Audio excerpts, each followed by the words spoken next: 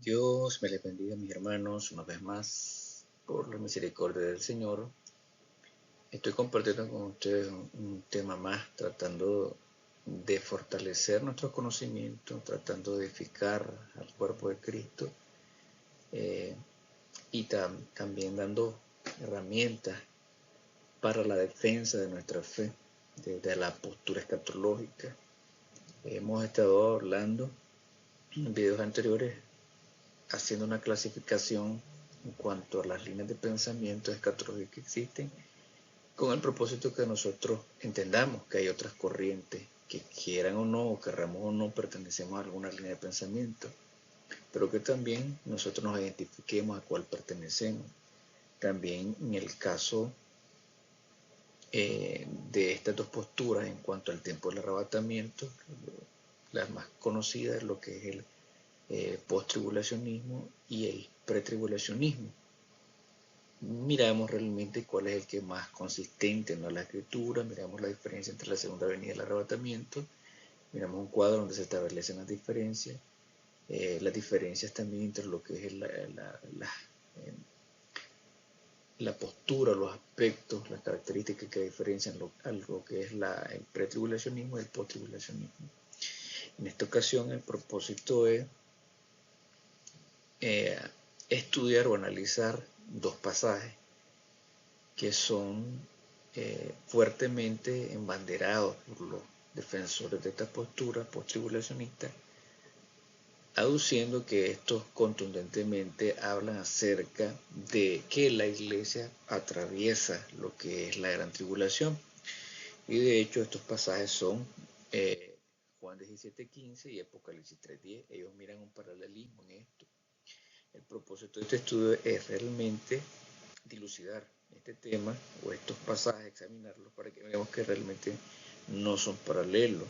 De hecho, tenemos que hacerlo en su idioma original y vamos a examinar algunas partículas que hacen la diferencia y que si realmente no vamos a los idiomas, entonces no se logra apreciar ese matiz, y es ahí donde está el problema para muchos que no les interesa pues ahondar en esto por mirarlo demasiado tedioso, pero sí es posible que nosotros podamos profundizar para llegar a un conocimiento más sólido y entendamos nuestra postura, si es bíblica o no es bíblica. Entonces, en el siguiente cuadro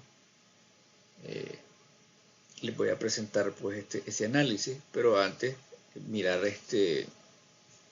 el texto y mirar su escritura, digamos, en el idioma original.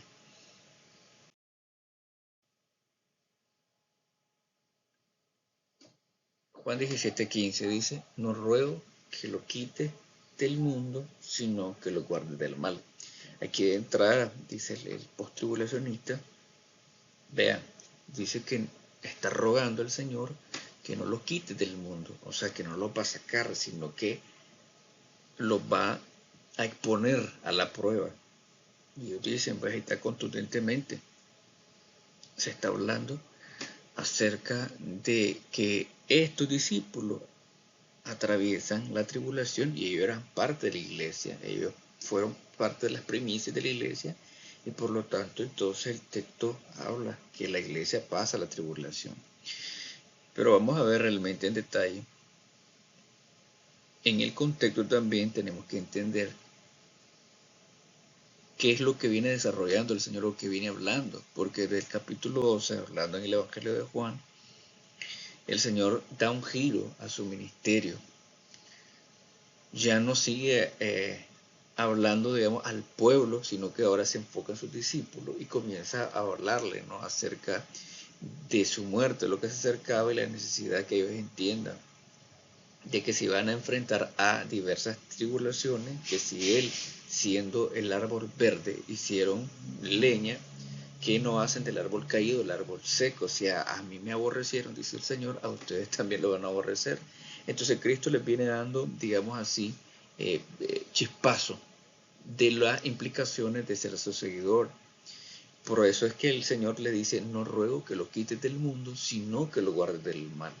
Fíjese bien que no está diciendo que lo quite de las tribulaciones, sino que lo guarde del mal.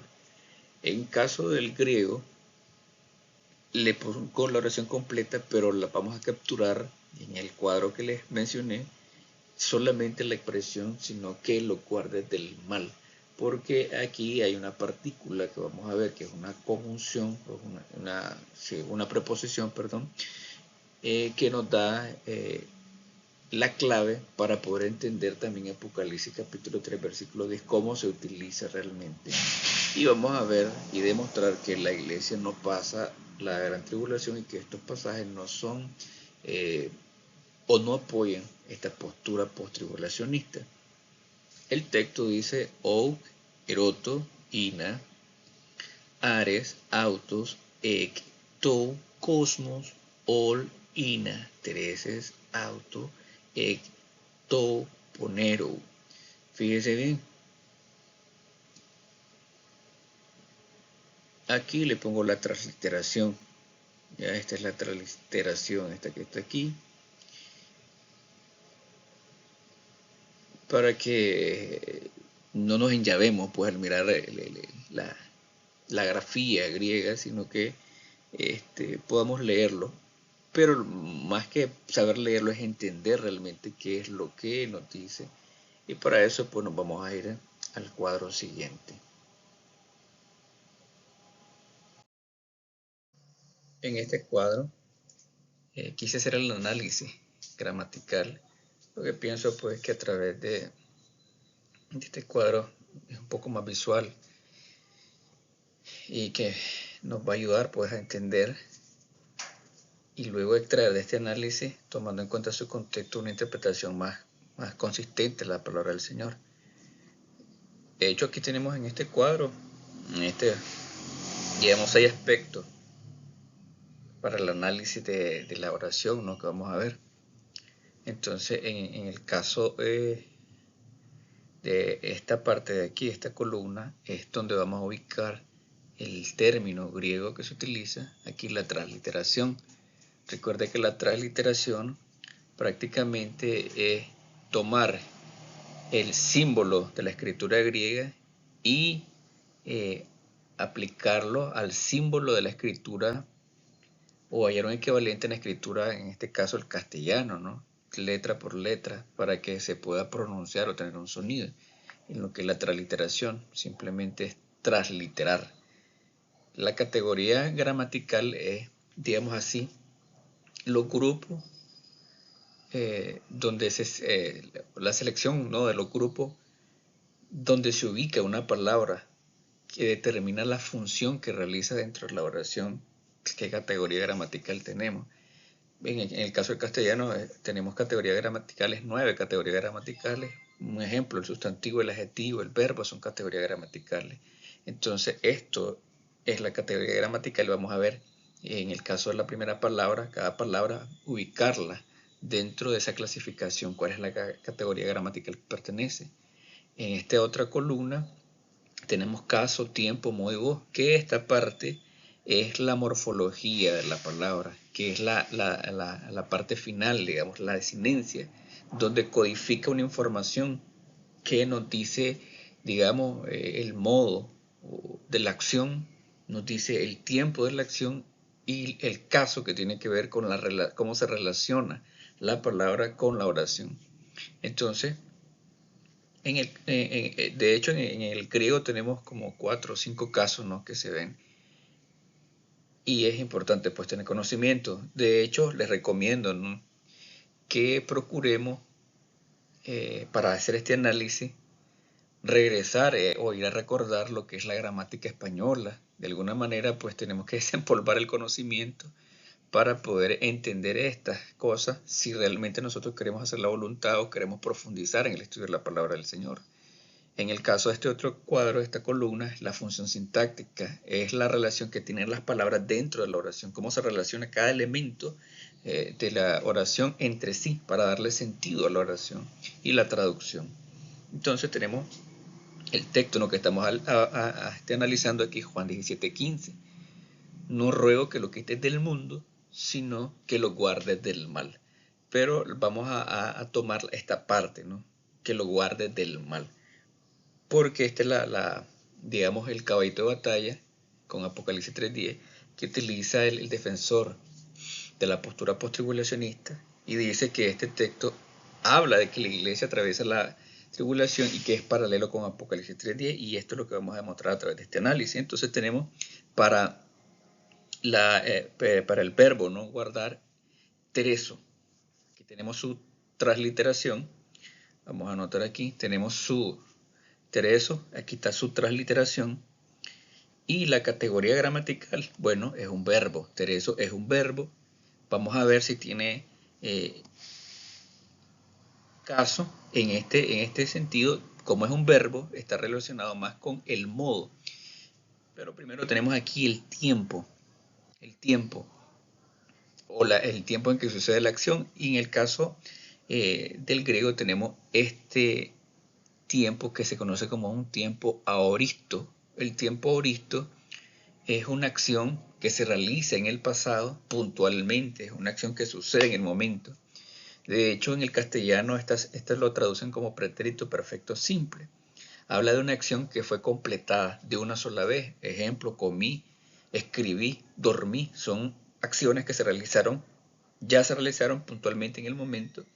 En el caso del aoristo, de hecho, la etimología de esta palabra aoristo implica, o su significado es indefinido, y por eso es que gramaticalmente cuando un verbo está en este tiempo, no hace referencia a la duración de la acción como tal, sino simplemente describe pues la acción, que se realizó una acción y punto.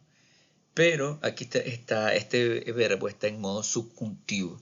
El modo es cómo se relaciona el hablante con la acción.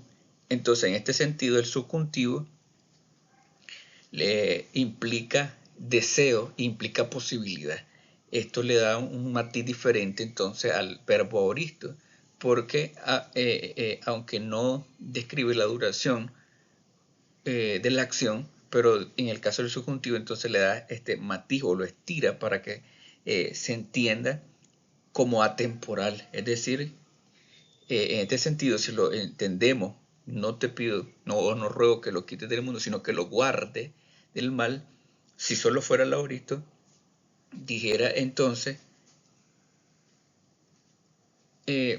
una acción inmediata, guardarlo ya, pues digamos de esta manera, que sean guardados inmediatamente, puntualmente, pero el subjuntivo le da este matiz de ser guardado a través de, digamos, su ministerio, porque vamos a ver que el propósito de este guardar es para que ellos desarrollen su ministerio sin ningún tipo de obstáculo, hablando de las artimañas del enemigo. Por eso dice que lo guarde del mal, y fíjese bien que no dice que lo guarde de las tribulaciones.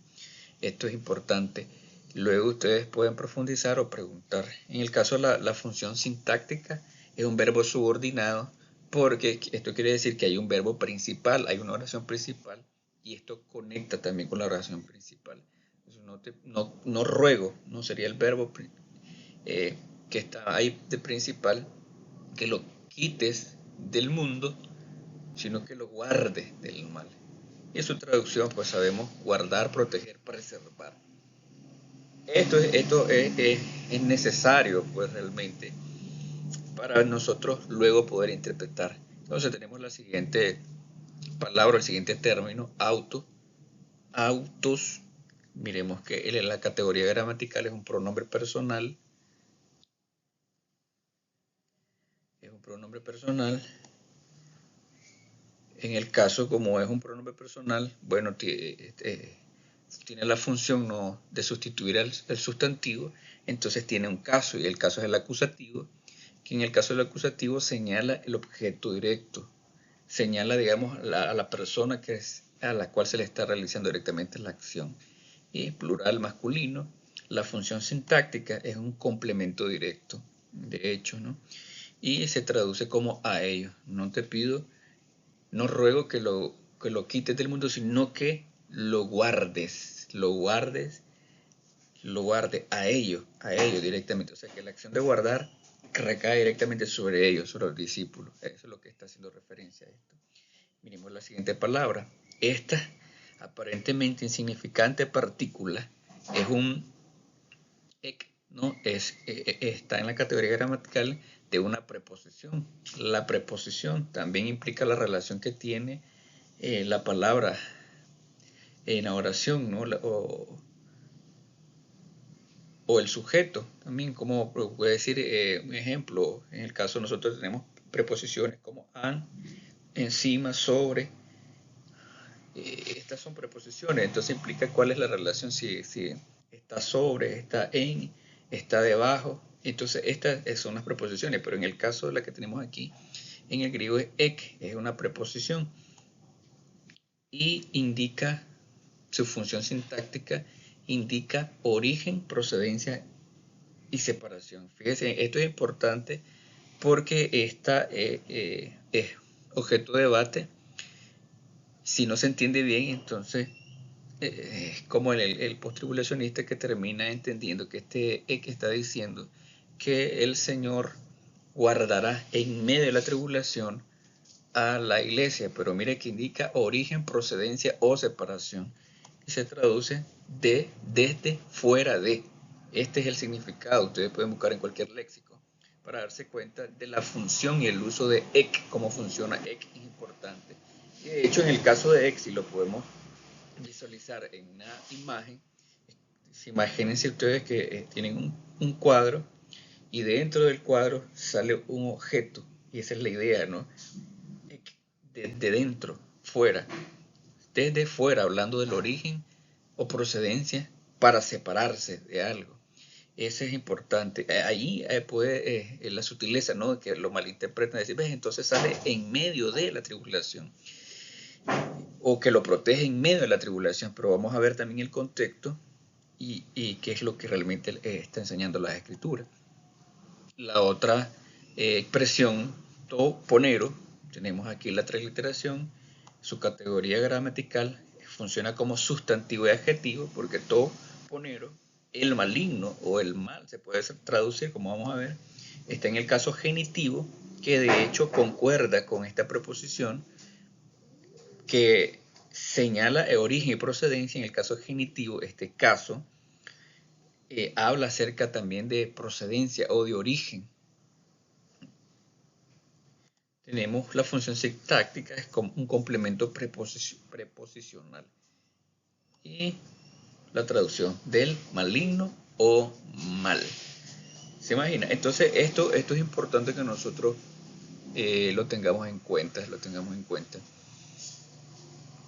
Ahora, si nosotros,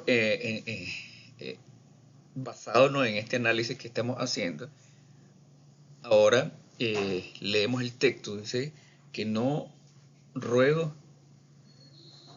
que lo quite del mundo, sino que lo guarde del mal. De hecho, como dije anteriormente, el Señor desde el capítulo 12 hace un giro en su ministerio. Ahora ya no está hablando al pueblo, sino se centra en sus discípulos. Y él prácticamente comienza a prepararlos, a solidificarlos, a decirles lo que les viene. Y una de las cosas que él les dice, por lo menos en el capítulo 16, el capítulo 15 y el capítulo 17, les dice, ¿no?, que si el mundo lo ha aborrecido a él también a ustedes también lo van a aborrecer. Si del árbol verde hicieron leña, que no van a hacer del árbol seco.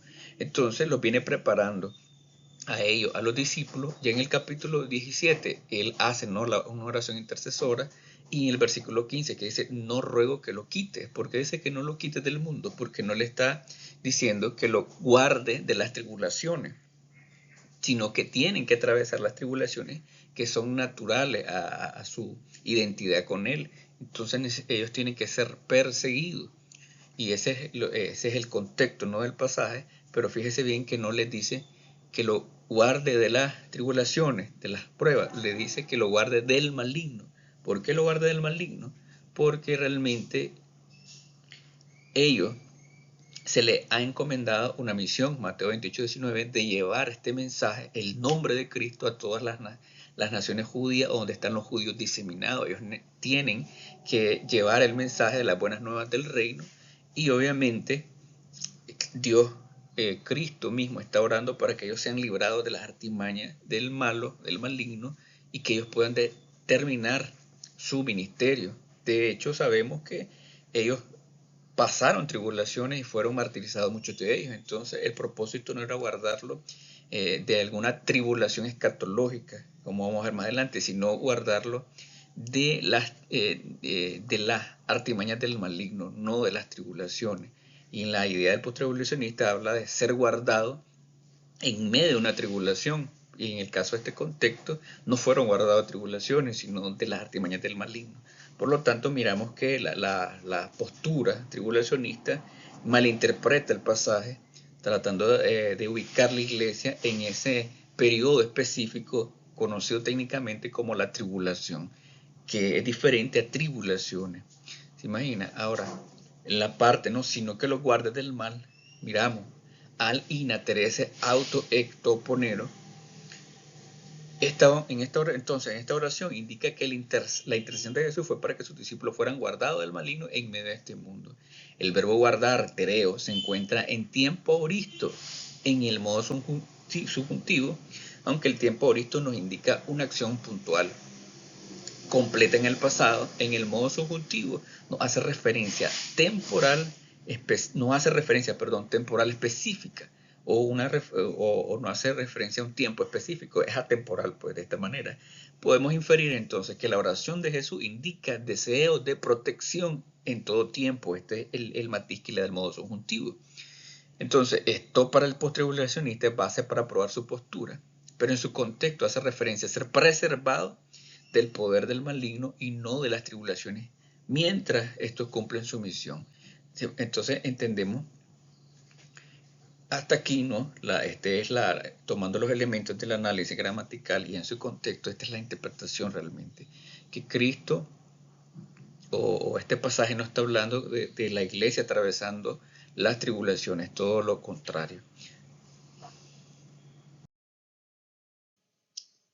Y vamos entonces Apocalipsis capítulo 3 versículo 10. Y de hecho les dije, ¿no?, que la partícula ek o la preposición ek la vamos a tomar otra vez aquí, y recuerden lo que significaba en el cuadro anterior, recuerden la función sintáctica que tenía, porque ahora vamos a ver realmente cómo se utiliza en este pasaje. Y también importante el contexto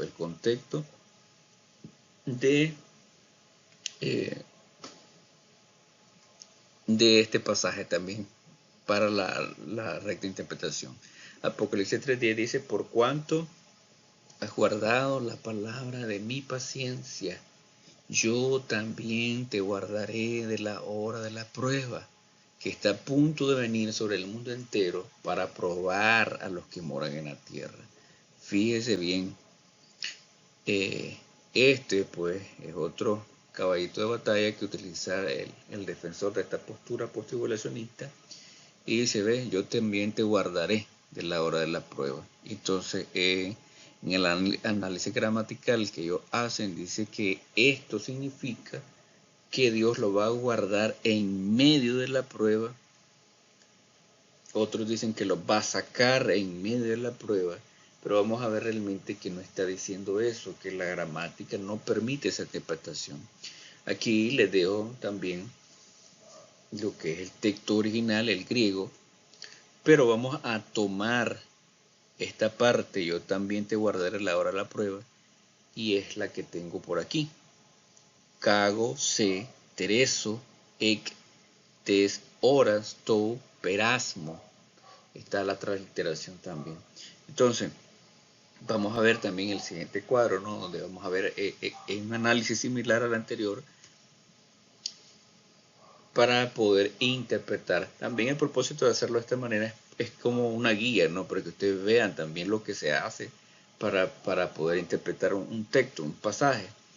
Y lleva su tiempo, y más cuando de repente no estamos tan habituados, ¿no?, al análisis gramatical. Entonces tenés que recurrir a desempolvar el recuerdo, ¿no?, a tu memoria, retrocederla en el pasado, o buscar algún libro, buscar alguna información para ponerte al día con alguna información, algún conocimiento que necesitas tener para entender la gramática, ¿ya? Entonces es importante. Miremos el siguiente cuadro.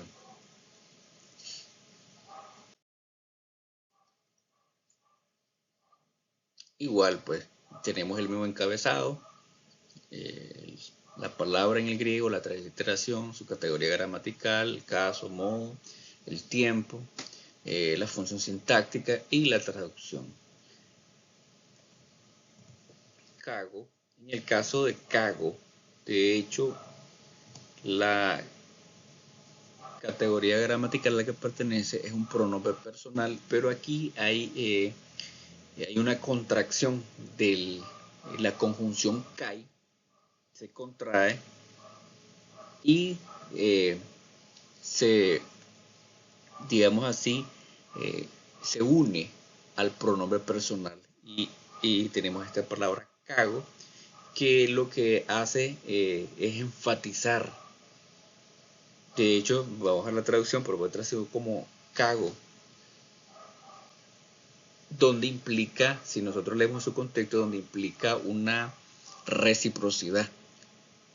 Porque en el caso, cuando nosotros leemos en su contexto a quién va dirigida estas palabras, es a la iglesia de Filadelfia, que es la iglesia fiel.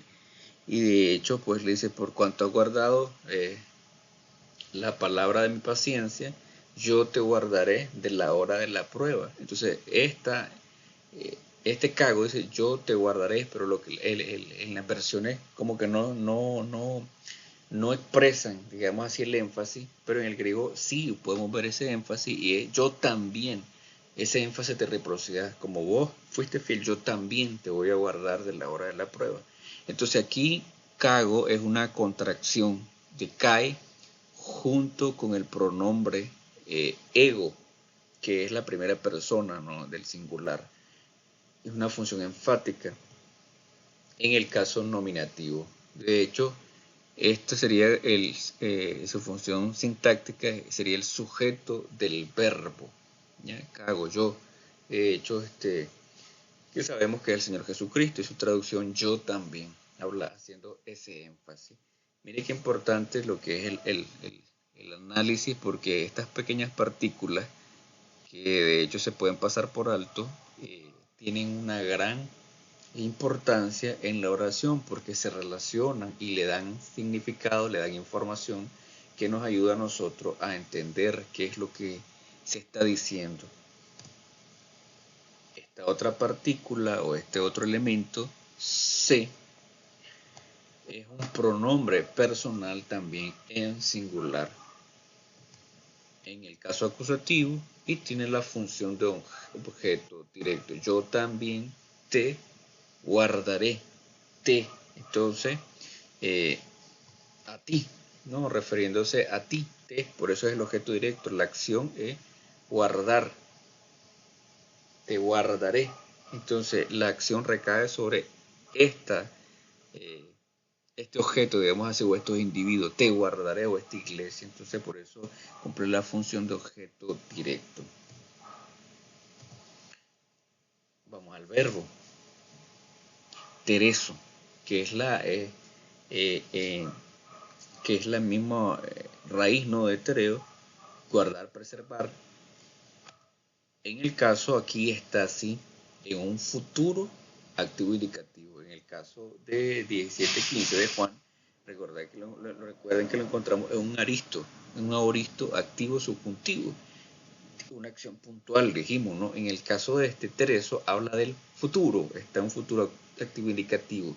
El modo indicativo habla acerca de la realidad de la acción, ya no es algo que está, digamos, subjetivo, no, sino habla de cosas concretas. Y en esta oración es el verbo principal, guardar, preservar. Eso es importante. En el caso de la siguiente partícula, de hecho esta proposición ek, la miramos en el cuadro anterior, igual indica origen, separación, procedencia de, fuera de.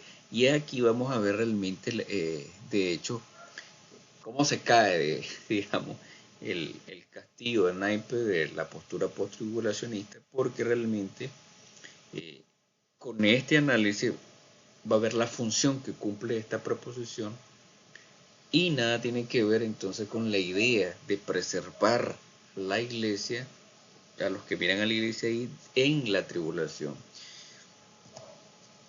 Es un artículo definido femenino singular, artículo definido para referirse, ¿no?, a algo específico, y este algo específico, vamos a ver, ¿no?, que tiene que ver con la hora de la prueba, la hora de la prueba.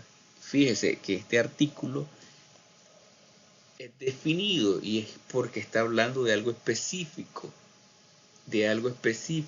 no dice te voy a librar de una prueba, sino de la hora de la prueba, hablando de un periodo específico. Mire cómo se utilizan estas partículas y cómo le da sentido, ¿no?, a la oración.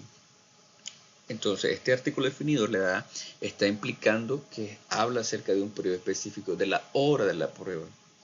¿Ya? Entonces, en el caso de hora no es un sustantivo singular femenino, en el caso genitivo, y su función es complemento proposicional. Hora, tiempo, sentido y periodo. Ese es su significado. En el caso de tou, es un artículo también definido, en el caso genitivo, complemento proposicional, de la hora de la prueba. Entonces, esto es realmente la estructura gramatical, la sintaxis y las funciones de cada partícula. Entonces, basado en esto, uno tiene que entender e interpretar, ¿no? Entonces, en el caso de este versículo, sabemos, como había dicho, no está en el contexto del mensaje a las iglesias de la Asia Menor, que quiero decir que no solamente eran 7, había más iglesias y el Asia Menor, pero en el caso de Juan tiene la revelación de estas iglesias. En el versículo 10, la promesa es la liberación a la iglesia fiel, que es la iglesia de Filadelfia. Exactamente la expresión tereso ek, que es la que tenemos aquí, ¿ven? Tereso ek, esto se lo voy a marcar, vamos a ver si lo puedo marcar, aquí tereso ek, perdón, vamos a borrar aquí, correcto, vamos a borrar aquí. Entonces esta tereso ek, esto que tenemos ahí, esta expresión indica preservación fuera de, preservar fuera de. Miremos aquí de hecho, pues el significado, ¿no?, de ek, de fuera de, y la función sintáctica indica origen, separación o procedencia, Entonces, la preposición ek enfatiza una separación, lo que sugiere que la acción de tereso, guardar, preservar, no implica simplemente protección dentro de la prueba, no está diciendo proteger dentro de la prueba, sino más bien un resguardo que implica evitar o sacarlo por completo. ¿Se imagina? Evitarlo o sacar por completo de la prueba, sacar por completo. Eso es lo que implica, si miramos la preposición. Por lo tanto, una vez más, el defensor de la postura postribulacionista no puede sustentar su teoría con la palabra de Dios. Y vemos realmente, pues, que la realidad es que no es un invento. Y de hecho, pues ahí está el cuadro. Ustedes pueden analizarlo poco a poco. Y si se dan a la tarea y ustedes quieren, ¿no?, ver si realmente esta es la función que tiene cada partícula dentro de la oración, ustedes pues pueden darse la tarea para que ustedes corroboren, porque la idea es que no me crean a mí, sino que ustedes mismos se persuadan. Yo simplemente trato de poner esta guía que les ayude a visualizar qué es lo que se hace para analizar en el caso de los pasajes. Pueden verlo pues en este cuadro. Entonces, ¿cuál es la conclusión?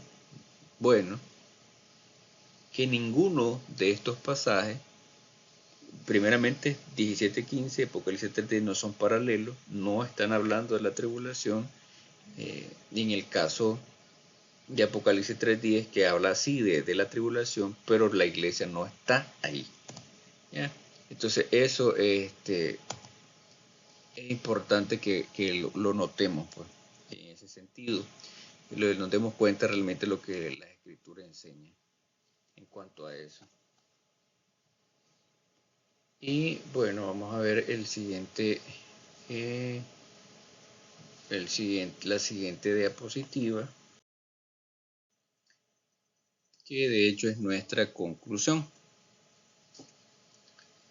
Ni Juan 17:15 ni Apocalipsis 3:10 apoyan la idea de que la iglesia atraviesa el periodo escatológico conocido técnicamente como la tribulación. Si contrastamos estos dos versículos, vemos que en Juan el Señor no ruega para que sean preservados de la prueba o tribulaciones, sino que los guarde del mal. En Apocalipsis promete liberación de un tiempo específico de prueba. Otro detalle importante,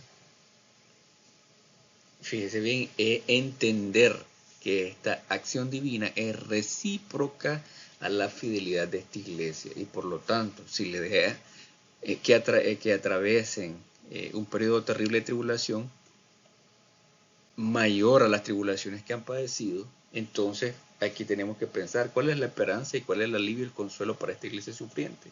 Si este mensaje, de hecho, de todas las iglesias, es la iglesia que más se elogia y no se le reprocha, entonces la esperanza de ellos, ¿cuál era entonces? Si la promesa que le espera es de más tribulaciones, cuando ha sido una iglesia que ha sufrido y ha soportado, ¿no?, por causa del testimonio de Jesucristo, entonces ¿cuál es la esperanza que le da la promesa si lo que van a atravesar es más tribulación todavía? Entonces no tiene sentido la postura postribulacionista cuando nosotros interpretamos en su contexto y gramaticalmente estos pasajes. Y entonces no tiene sentido. ¿Cuál sería la esperanza? ¿Cuál sería el alivio? ¿Cuál sería el consuelo para esta iglesia sufriente? Además tenemos que ver el propósito de la tribulación. ¿Cuál es el propósito de la tribulación? Dice de probar a los moradores de la tierra. La palabra que está por aquí, ¿no? Katoikeo, se la voy a señalar, katoikeo, no se pudo, equivocó. Si la logran ver,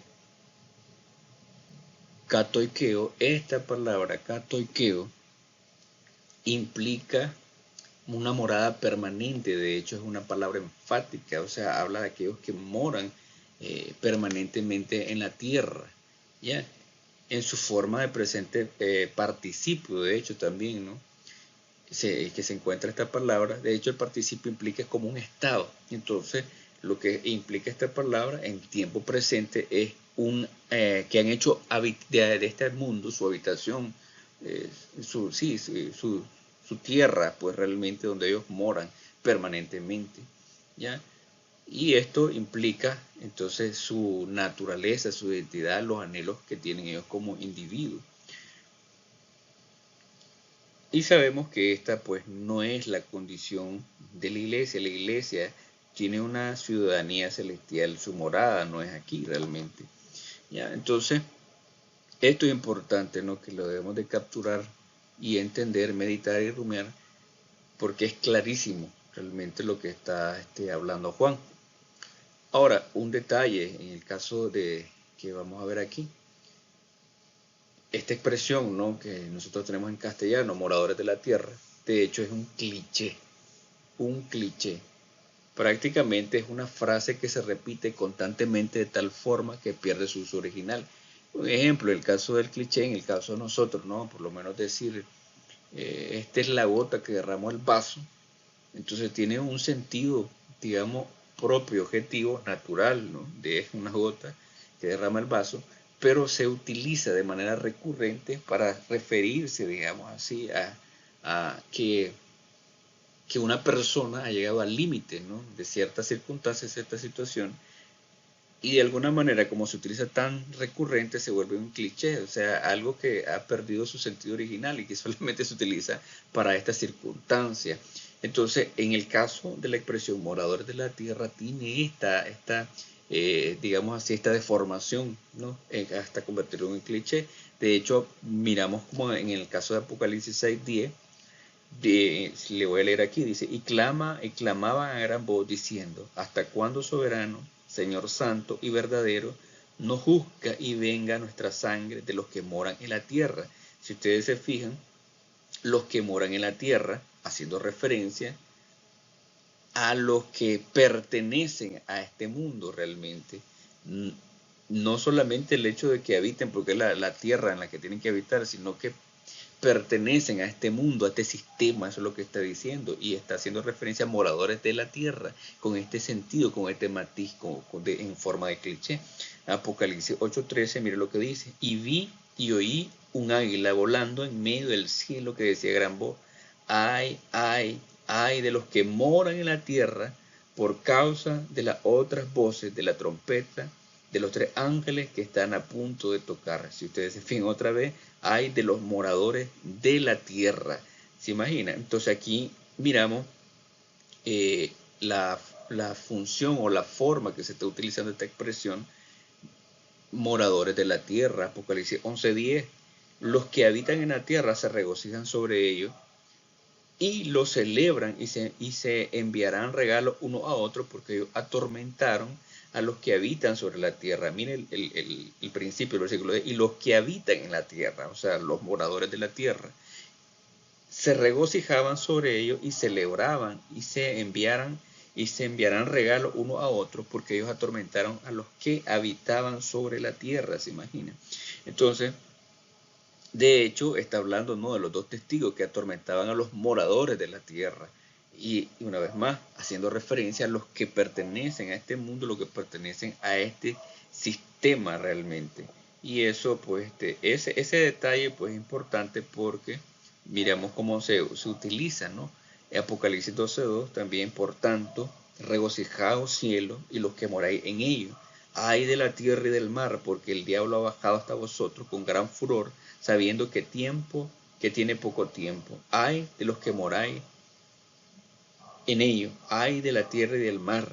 ¿Se imaginan? Habla de los moradores igualmente de la tierra. Miremos el último pasaje, Apocalipsis capítulo 14 y el versículo 6.